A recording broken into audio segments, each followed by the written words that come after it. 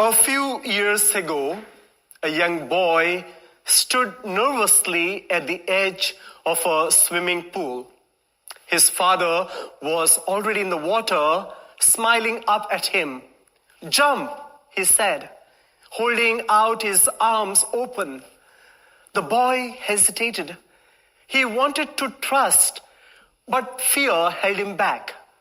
Finally, gathering courage, he jumped. The father caught him instantly, lifting him up with joy. Later, the boy said, "The best part wasn't the jump. It was knowing my father was waiting for me." Gaudium Spiritus implet nos, sicut flamma accendit cor, pax Dei habitat in animis, et timor non invenitur ibi. Spiritus Sancte Paraclite veni, da nobis dona sapientiae et pacis, cor nostrum dilatatur caritate, et vos nostra te laudat semper. Gaudium tum fortuius est dolore, lux tua clarior est umbris, inter spes nostra vivit, inter fides nostra firmatur. Benedicimus te in aurora et vespere, cantamus tibi in nocte et meridie, gloria tua manet in aeternum, misericordia tua nunquam defici. Gaudium Spiritus sicut flumen, irrigat terra maridam cordis, de te procedit dulcedo vera, in te invenimus quietem. Cantate omnes gentes alleluia, exultet omnis terra alleluia, benedictus sit Spiritus Domini, qui animas nostras vivificat. Gaudium Spiritus impliat orbem terrarum, pax eius sit cum omnibus populis, in aeternum regnet caritas, gloria Deo sit in excelsis. Amen, amen, alleluia, alleluia, laus tua semper nova est, Spiritus Sancte, gratias tibi agimus, et te adoramus in saecula saeculorum.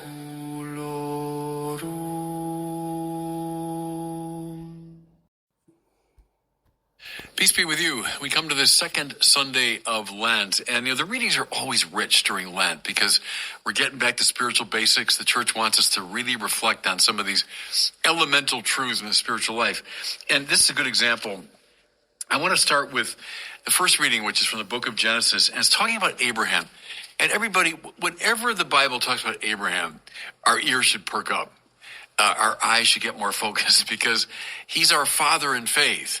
He's the one through whom the rescue operation commences. Whatever we have of faith, in a way, is just imitating what Abraham had. So we pay special attention. Well, listen now to what the Lord said.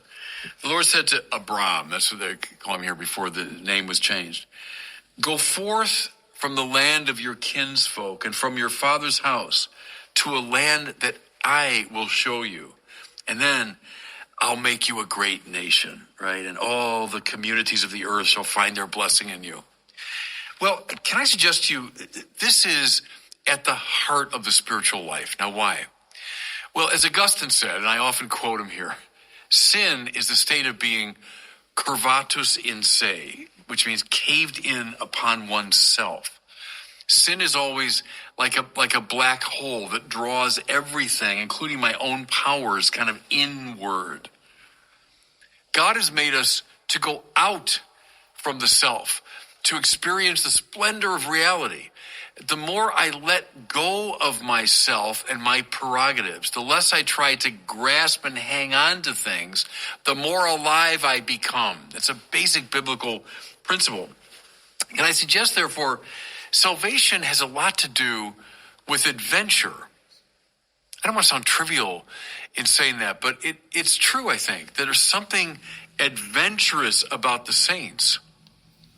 Something safe and protected about those who don't want to walk the path that God gives them. That's the challenge. And you can see it in all the great heroes' journeys, stories. The Lord of the Rings maybe is the best example because the hobbits, think of Bilbo in the first one and Frodo in the second. They begin in their little quaint, hobbiton, and they're in their little hobbit holes, and they're very safe and cozy in the fireplace and doilies on the furniture, and everything's very blandly domestic.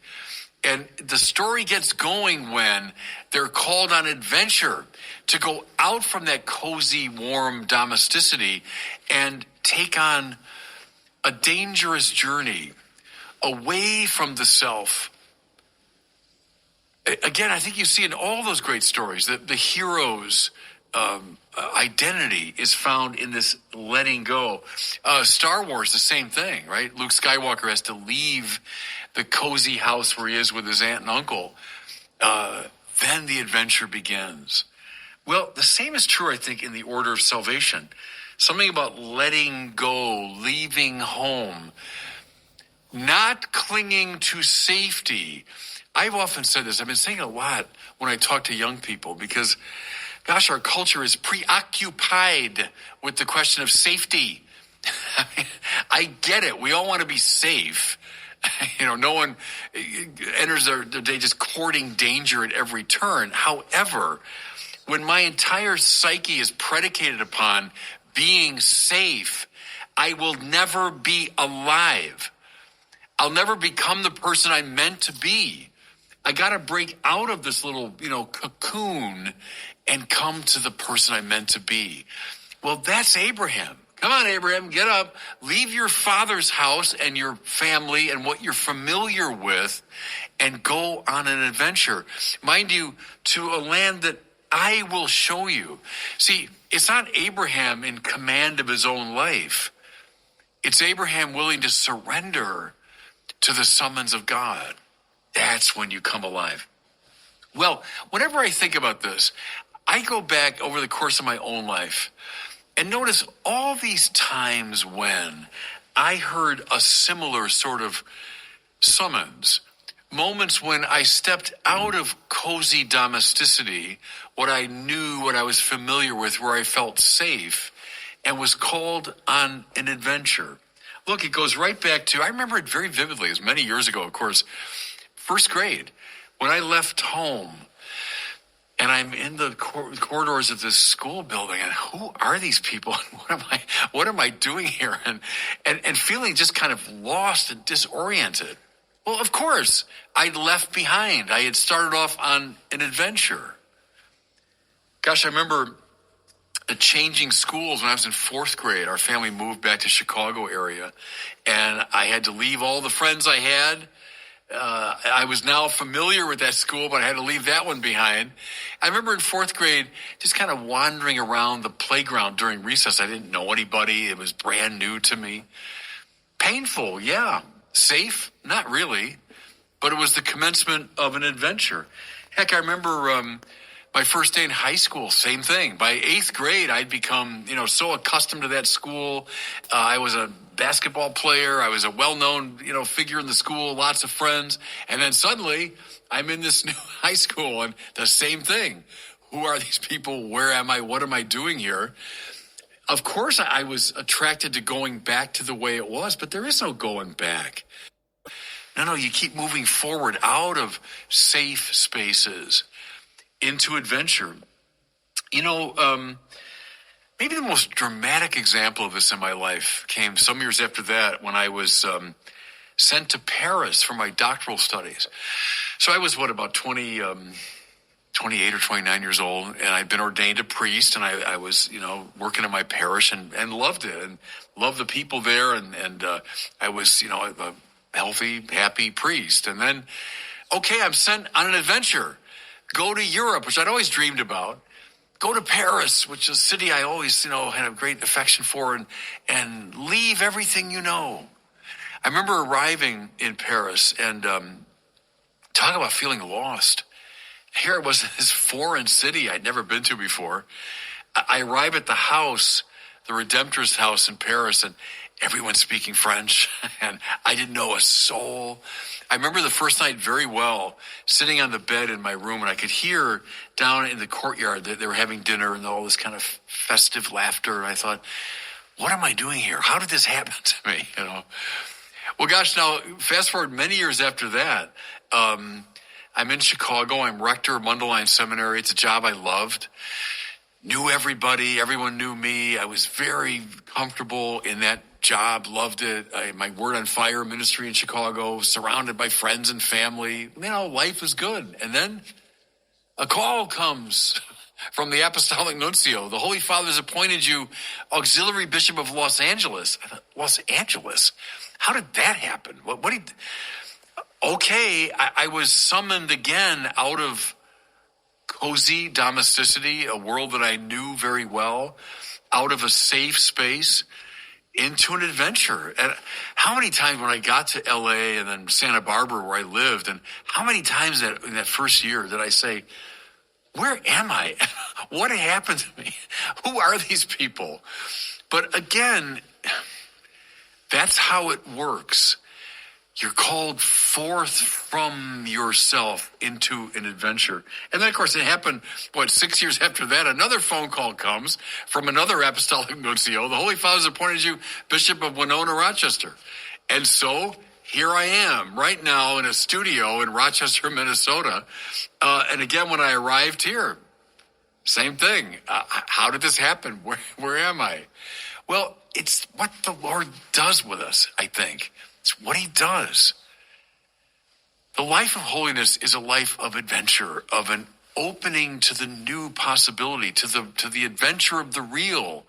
It's avoiding this move, caving in around yourself, hanging on to what you've got, staying in your familiar safe space. No. That's not it. Time for adventure. Okay, all of that, everybody, is a preparation for our gospel, which is the great story of the Transfiguration. Jesus leads his three most intimate disciples, Peter, James, and John, up the mountain, right? And then it says he was transfigured before them. Well, the word there in Greek, metamorphothe. Morphe means form. Meta means beyond, right? Think metamorphosis, the way the caterpillar becomes the butterfly. It begins in this very narrow, cocooned space, and then bursting forth, this metamorphosis happens. But that's what we're talking about here. What had been relatively hidden in the life of Jesus, namely his divinity, is now allowed for this brief moment to shine forth. And so we hear that his face became dazzlingly white and his clothes. He's manifesting his divine nature. And then we hear that he's conversing with Moses and Elijah. Well, how do you converse with people who lived hundreds of years before you? Unless, listen, you've moved out of the normal dimensional system of space and time. You move to a higher pitch of existence. In that heavenly place, that luminous, transfigured place, Jesus is able to speak across space and time to Moses and Elijah. And then the voice, "This is my beloved Son, listen to him." The voice of God the Father himself. What's revealed, everybody, is the way of being to which Jesus is calling all of us. Thomas Aquinas said this, that the purpose of the Transfiguration was to show to the apostles, even now, as they're making their way through the difficulties and drudgeries of this life and the struggles of it, even now to give them a sense of the glory to come. That's the world on high to which you are called. Giving them the courage, listen now, to let go. Not to cling to this body in this world. Sure, we love this world. It's the world that we know. The people around us, the things around us. We're used to this world. Yeah, but all throughout life, and all the examples I gave, all throughout life, we're being summoned beyond. Let go. More. Now let go of that. More. Now let go of that. There's more. Can we sense now, everybody? All of that was but a preparation for this final transition to which we are called. Let go of your father's house. Let go of your hometown, meaning the hometown of this world. Let go and trust in God, who's calling us to be transfigured. Don't we say that in heaven we will participate in the spiritualized body of Jesus? We will become like unto him, transfigured in glory. How do we read our lives? Maybe as a long series of rehearsals for this great letting go, which amounts to rebirth. It amounts to the final realization of our salvation in heaven. And God bless you.